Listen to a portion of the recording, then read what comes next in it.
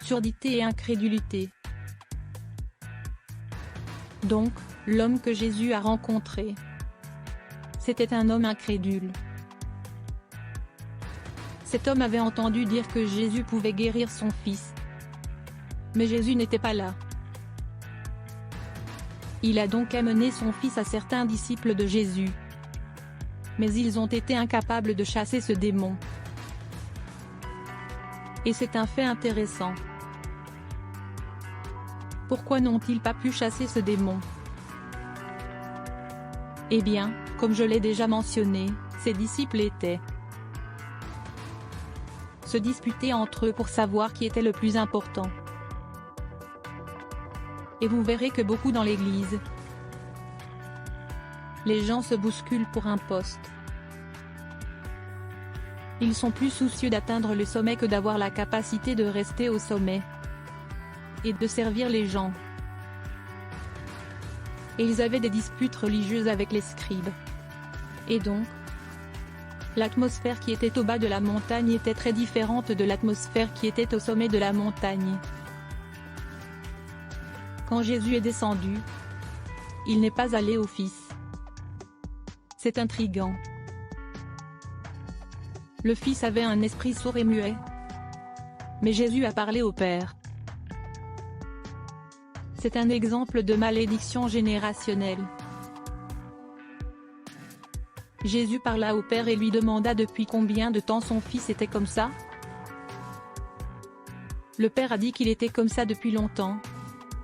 Depuis qu'il était enfant, et Jésus reconnaît que cet homme avait l'incrédulité. Et en fait, nous trouvons dans cette histoire que Jésus parle de toute cette génération d'incrédulité. C'était un domaine où il y avait de l'incrédulité. Et dans cette génération, beaucoup de gens avaient de l'incrédulité. Et donc, cet homme était un exemple de cela, il avait l'incrédulité. Et nous devons nous poser la question, qu'est-ce que l'incrédulité? L'incrédulité est le contraire de la foi. Alors, comment vient la foi? La foi vient en entendant. Cet homme n'avait pas entendu la parole de Dieu. Ou s'il l'avait entendue, il l'avait rejetée. Il n'y croyait pas. Ce qui signifiait qu'il vivait sa vie en écoutant un esprit d'incrédulité plutôt qu'en écoutant le Saint-Esprit. Et la conséquence a été que la malédiction générationnelle a été transmise à son fils. Et la malédiction s'est intensifiée. Maintenant, rappelez-vous, tout ce qui existe sort du royaume des esprits. Il existe d'abord dans le royaume des esprits, puis il entre dans le royaume physique. Il y a un esprit d'incrédulité chez le Père. Et quand il a un fils, cet esprit d'incrédulité va dans le Fils. Il s'intensifie et il devient un esprit sourd et muet. Avoir un esprit d'incrédulité signifie que vous n'avez pas entendu, ou que vous ne voulez pas entendre, ou que vous rejetez la parole de Dieu. Et dans le domaine physique, la conséquence était que son fils était maintenant sourd et incapable de parler. Jésus sert le Père. Et si vous faites des recherches à ce sujet et regardez dans différentes versions de la Bible, vous constaterez qu'il est dit qu'il a crié. Comme Jésus le servait et il l'a dit. J'ai la foi mais aide mon incrédulité. Et puis il est dit qu'il a crié. Et il a été délivré de cet esprit d'incrédulité à ce moment-là. C'est sorti de lui. Alléluia. Et puis, Jésus tourna son attention vers le Fils. Et nous savons qu'il est allé voir le Fils. Et qu'il a chassé l'esprit sourd et muet instantanément. Dans la génération dans laquelle nous vivons, il y a beaucoup de chrétiens qui croient que la profession médicale est la façon de Dieu de servir les gens qui sont malades. Et ce n'est pas ce que je crois. Ils sont d'une aide immense. Mais il y a beaucoup de choses qu'ils sont incapables de faire. Et Jésus-Christ a dit qu'il était le même hier, aujourd'hui et pour toujours.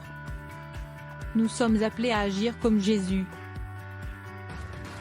Et donc nous sommes censés guérir les malades et apporter la délivrance aux gens. Tout comme Jésus l'a fait. Et il devrait y avoir la guérison des personnes sourdes et muettes aujourd'hui. Et j'ai vu la guérison des personnes sourdes lorsqu'elles exerçaient leur ministère avec Monseigneur Cotet. Alléluia, nous avons vu plusieurs personnes sourdes être guéries. Prière. Père, donne-moi un cœur qui croit en ta parole. Et donne-moi la grâce de transmettre des bénédictions à ma prochaine génération. Je vous demande de me pardonner pour toute incrédulité dans ma vie.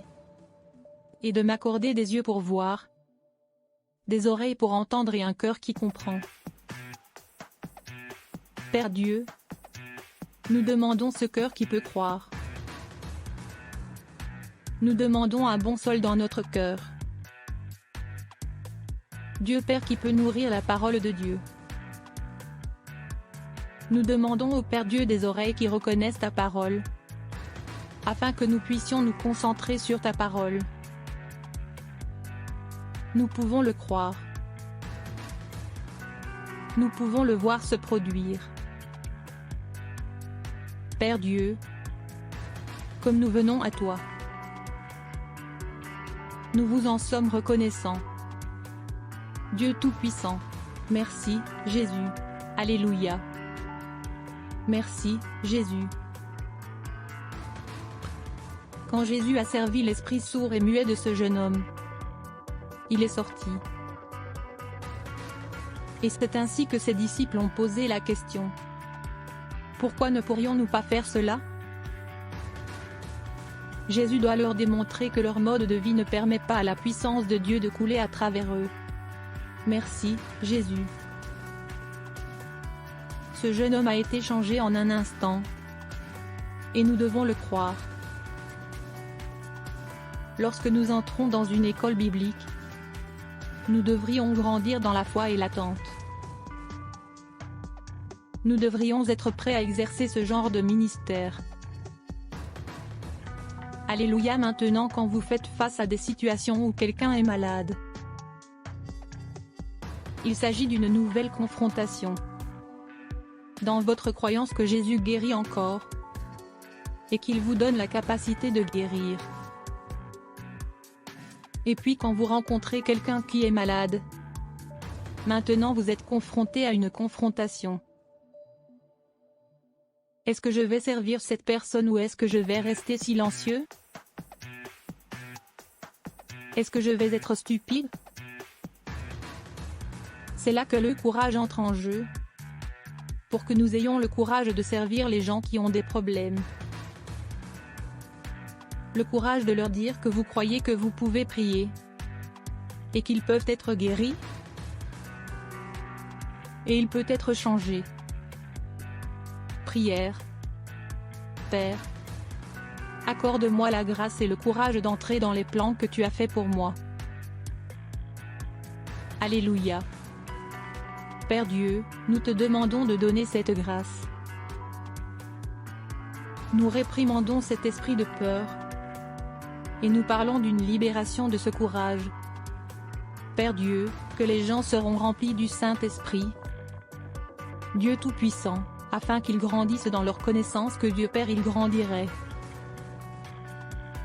Révélez-moi vos promesses afin que je puisse sortir de tout ce qui m'a limité et m'accorder un cœur prêt à apprendre de nouvelles choses. Pouvons-nous prier cela pendant quelques minutes? Donc, nous devons penser aux scribes et aux pharisiens. Et ils étaient les élites juridiques de l'époque, et les chefs religieux de l'époque. Et malheureusement, quand ils sont venus à Jésus, Ils ne l'ont pas reconnu comme le Messie. Ils l'ont reconnu comme une menace pour leur position, à leur prospérité, à leur popularité. Et donc, au lieu d'accueillir Jésus, ils conspiraient pour le tuer. Et un esprit religieux est un esprit meurtrier. À court terme, il cherchera à assassiner votre réputation pour vous calomnier. Mais si vous continuez, il cherchera à vous tuer, à vous faire taire complètement. Et donc, nous devons reconnaître que, dans notre travail, nous devons reconnaître dans l'Église ceux qui sont des gens de Dieu qui écoutent Dieu, et ceux qui ne sont même pas sauvés, mais qui ont trouvé une position. Et dans notre pays, nous sommes confrontés à beaucoup de cela, et c'est incroyablement triste. Une partie de votre discernement, une partie de vous écoutant le Saint-Esprit est: où dois-je aller à l'église? Sous quel leader dois-je m'asseoir? Qui dois-je écouter? Rappelez-vous, l'esprit de vérité. Il dit que l'esprit de vérité vous conduira à toute la vérité. Dieu veut que vous soyez assis sous un enseignement qui fait surgir la foi dans vos cœurs. Alléluia. Prière.